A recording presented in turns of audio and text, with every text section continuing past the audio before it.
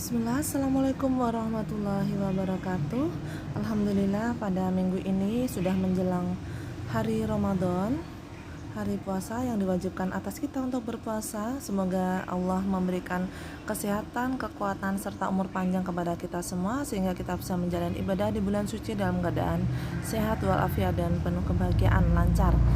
Baik, untuk materi pada minggu kali ini kita akan membahas bagaimana aturan perpajakan untuk persediaan. Persediaan merupakan bagian dari aktiva. Dia masuk dalam kategori aktiva lancar. Di sini kalau kita lihat dari tingkat likuiditasnya, untuk persediaan ini berada di bawah piutang. Jadi sebenarnya dia sudah masih masuk dalam kategori aktiva lancar, akan tetapi tingkat likuiditasnya berada di bawah piutang.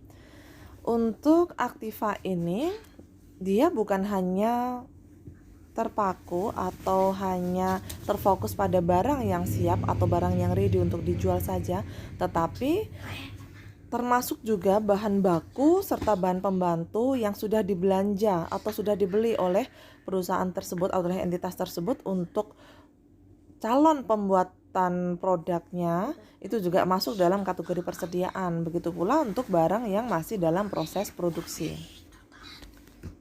Dalam PSAK 14, di persediaan didefinisikan sebagai aset yang tersedia untuk dijual dalam kegiatan usaha normal, baik barang dagangan untuk usaha perdagangan maupun barang jadi untuk perusahaan manufaktur. Kemudian barang tersebut atau persediaan tersebut juga berada dalam proses produksi atau barang dalam proses, ini juga masuk ke dalam kategori manufaktur dan pekerjaan dalam proses untuk kontraktor. Jadi kalau misalkan ada kontraktor yang melakukan pekerjaan sedangkan proses tersebut belum selesai, nah ini juga masuk dalam definisi persediaan. Dan dalam bentuk bahan baku atau perlengkapan, bisa juga dalam bentuk bahan pembantu yang dapat digunakan dalam proses produksi atau pemberian jasa. Jadi yang masuk dalam kategori persediaan tidak hanya melulu tadi seperti yang saya jelaskan, tidak hanya barang yang siap untuk dijual, tetapi jauh lebih panjang daripada itu, sampai bahan baku, bahan penolong yang semuanya akan digunakan dalam proses produksi. Nah itu juga masuk dalam kategori persediaan, dan hal ini juga dijelaskan sepenuhnya di dalam PSAK. Pada jenis perusahaan atau jenis usaha perdagangan, biasanya persediaan barang dagang itu dia tujuannya adalah untuk dijual kembali tanpa melakukan pengolahan. Jadi biasanya mereka, istilah orang Jawa kita sebut sebagai kulaan ya. Kita membeli barang dagang dulu digunakan sebagai persediaan karena barang tersebut nanti akan kita jual. Sedangkan di dalam perusahaan yang berbentuk manufaktur, jenis persediaannya akan dibedakan jadi beberapa bagian. Yang pertama ada bahan baku atau disebut juga sebagai raw materials, dan juga bahan pelengkap. Untuk perolehan biaya bahan baku atau raw material biasanya terdiri dari harga beli. Kemudian ketika dalam pembelian tersebut dibebankan ongkos angkut, maka harus ditambahkan juga. Jadi harga yang melekat dalam harga untuk bahan baku ini bukan hanya harga pembelian produknya atau harga pembelian dari bahan baku tersebut, tetapi melekat juga biaya-biaya yang ikut terkandung di dalamnya.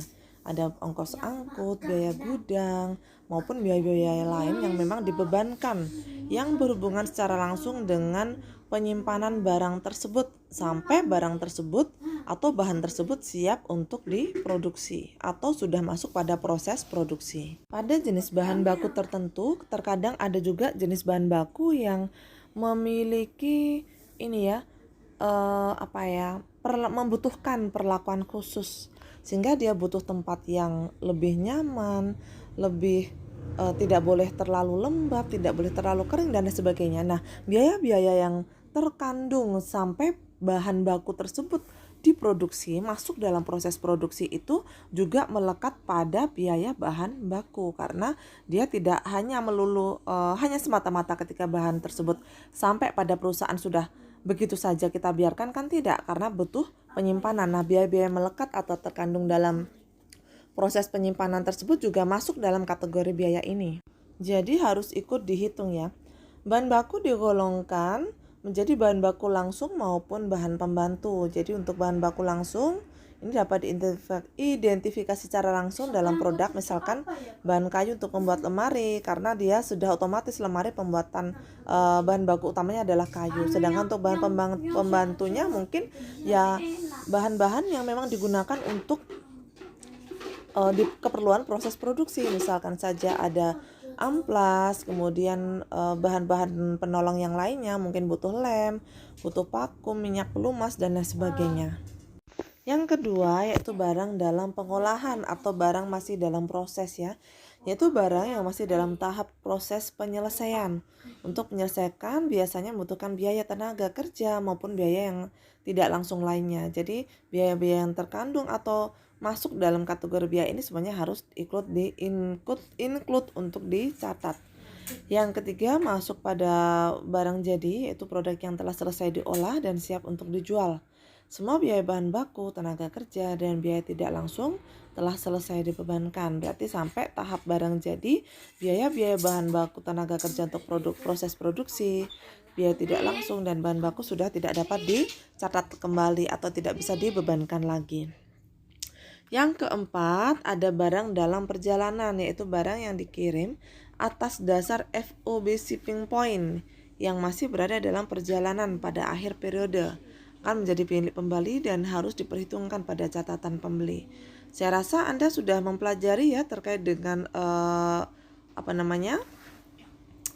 untuk proses pengiriman ini ada FOB shipping point dan yang destination.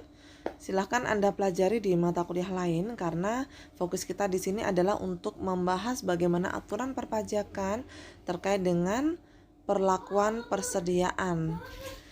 Kita lanjutkan ya. Yang kelima adalah barang konsinyasi, yaitu barang yang telah diserahkan kepada konsinyi tetap merupakan kepemilikan dari konsinyur. Jadi barang konsinyasi itu bukan milik atau barang titipan ya ini.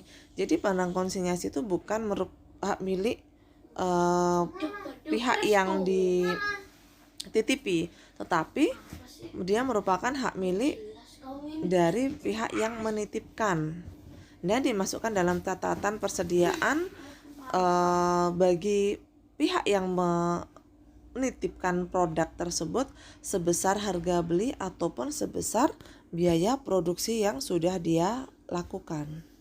Di dalam PSAK nomor 14, biaya persediaan dapat meliputi biaya-biaya pembelian, semua biaya pembelian, biaya konversi, dan biaya lain yang timbul sampai persediaan tersebut berada dalam kondisi dan di lokasi saat ini. Untuk biaya pembelian ini bisa mencakup banyak hal ya, seperti yang sudah saya jelaskan tadi. Sedangkan ini merupakan versi dari PSAK. Kalau yang tadi yang berlaku di masyarakat secara umum, yang berlaku di entitas secara umum. Kalau ini aturan sebenarnya di dalam PSAK. Untuk biaya pembelian meliputi harga beli, biaya import kalau memang biaya barang tersebut import, pajak lainnya, kemudian biaya angkut, biaya penanganan, dan biaya lain yang secara langsung dapat didistribusikan pada perolehan barang jadi, maupun bahan dan jasa. Diskon dagang, raba, dan hal lain yang serupa dapat dikurangkan dalam menentukan biaya pembelian. Misalkan ada diskon, maka di sini dapat digunakan sebagai pengurang terhadap harga pembelian barang tersebut. Selanjutnya adalah biaya konversi, meliputi biaya yang secara langsung terkait dengan unit yang diproduksi. Contoh, ketika melakukan proses produksi, maka di sini akan membutuhkan biaya tenaga kerja langsung, termasuk juga alokasi sistematis untuk overhead produksi tetap dan variabel, overhead variabel yang timbul dalam mengkonversi bahan menjadi barang jadi. Konversi itu adalah perubahan ya. Jadi yang dirubah apanya Bu? Karena ini yang aktivitas dari perusahaan, maka yang dirubah adalah dari proses barang yang awalnya masih berupa bahan baku menjadi barang jadi yang siap untuk dikonsumsi. Jadi proses itu yang disebut sebagai proses konversi, sehingga biaya-biaya yang timbul di situ disebut sebagai biaya konversi. Yang selanjutnya ada biaya lain-lain. Di sini hanya dibebankan sebagai biaya persediaan sepanjang timbul. Jadi ketika ada aja baru dibebankan agar persediaan berada dalam kondisi dan di lokasi saat ini. Ya mungkin ada biaya angkut, biaya distribusi itu, maka dia akan masuk ke dalam kategori biaya lain-lain. Dalam persediaan, sistem pencatatannya dibedakan menjadi dua ya. Yang pertama adalah sistem periodik, di mana dalam sistem periodik ini setiap terjadi pembelian maka dicatat dalam akun pembelian dan penjualan dicatat dalam akun penjualan. Jadi kalau pada sistem periodik biasanya misalkan saja pembelian secara tunai, maka di sini akunnya adalah pembelian, kreditnya adalah kas. Jadi akun yang terlibat dalam proses pencatatan persediaan, jika persediaan tersebut kita membeli persediaan tersebut, membeli barang untuk persediaan, maka masuknya adalah pada akun pembelian, dan ketika terjadi penjualan dari persediaan barang yang kita miliki, maka akan dicatat dalam akun penjualan. Masing-masing baik kas maupun hutang dan juga piutang akan berpengaruh atau akan mempengaruhi nantinya apakah dia transaksinya secara tunai atau kredit. Kalau terkait dengan transaksinya secara tunai, maka akun yang terkait bisa jadi selain pembelian bisa jadi terkait dengan penjualan, dan tentu saja akan berhubungan dengan kas. Kalau untuk pembelian secara kredit, maka akun yang terhubung bukan kas tetapi akan timbul hutang dagang. Sebaliknya ketika penjualan dilakukan secara kredit, maka akan timbul piutang dagang. Yang kedua adalah sistem perpetual. Kalau dalam sistem ini semua transaksi yang terjadi, setiap pencatatan yang terjadi dalam transaksi baik pembelian maupun penjualan terhadap barang dagang tersebut, maka akun yang terlibat utamanya adalah akun persediaan atau akun persediaan barang dagang. Baik persediaan tersebut terjual maupun dibeli, tetapi akun yang terlibat adalah akun persediaan. Sekarang kita akan melihat bagaimana aturan pajak terkait dengan persediaan ini.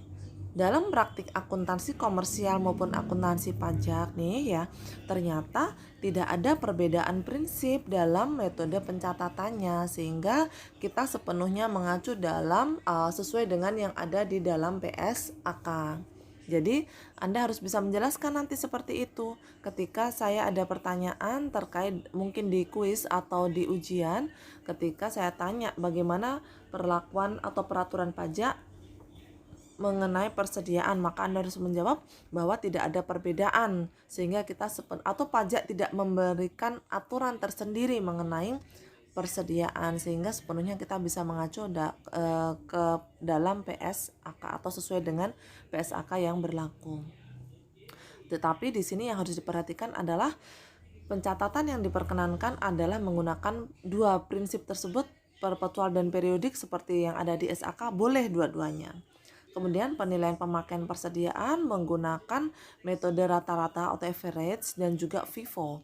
Kalau yang dulu berlaku LIFO juga, last in first out, tetapi untuk saat ini baik aturan perpajakan maupun PSAK sudah tidak memperbolehkan penggunaan pencatatan dengan metode LIFO. Pemilihan metode ini baik menggunakan average maupun FIFO harus taat azas. Artinya sekali WP memilih salah satu cara penilaian pemakaian persediaan untuk perhitungan HPP-nya, maka selanjutnya dia harus menggunakan metode yang sama.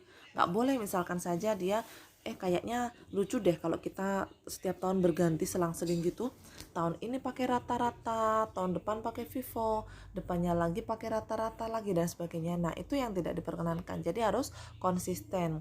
Boleh berubah ketika memang ada perubahan mendasar atau yang memang perubahan terhadap entitas tersebut. Misal terdapat perubahan produk atau jenis produk yang diproduksi sehingga dapat mengakibatkan perubahan metode pencatatan perhitungan HPP untuk persediaannya. Nah, kayak gitu boleh. Jadi ada sebab-sebab tertentu yang memang diperbolehkan sesuai secara aturan, baik aturan SAK dan yang berlaku di SAK untuk entitas tersebut menggunakan metode yang berbeda dengan periode sebelumnya. Tetapi ketika tidak ada hal-hal yang memang memperbolehkan entitas tersebut ganti metode, maka entitas tersebut atau wajib pajak tersebut harus konsisten dengan menggunakan metode yang sama setiap periodenya. Sudah cukup jelas ya, jadi tidak ada peraturan atau tidak ada perbedaan aturan baik di SAK maupun di aturan pajak mengenai persediaan, sehingga sepenuhnya kita bisa mengikuti aturan yang ada di PSAK. Sementara ini yang dapat saya sampaikan pada pertemuan kali ini, semoga bisa menambah pengetahuan kita terkait dengan akun-akun yang ada di dalam laporan keuangan fiskal, dan mohon maaf jika banyak kekurangan dan kesalahan saya dalam menyampaikan materi. Sekian dulu, Assalamualaikum warahmatullahi wabarakatuh.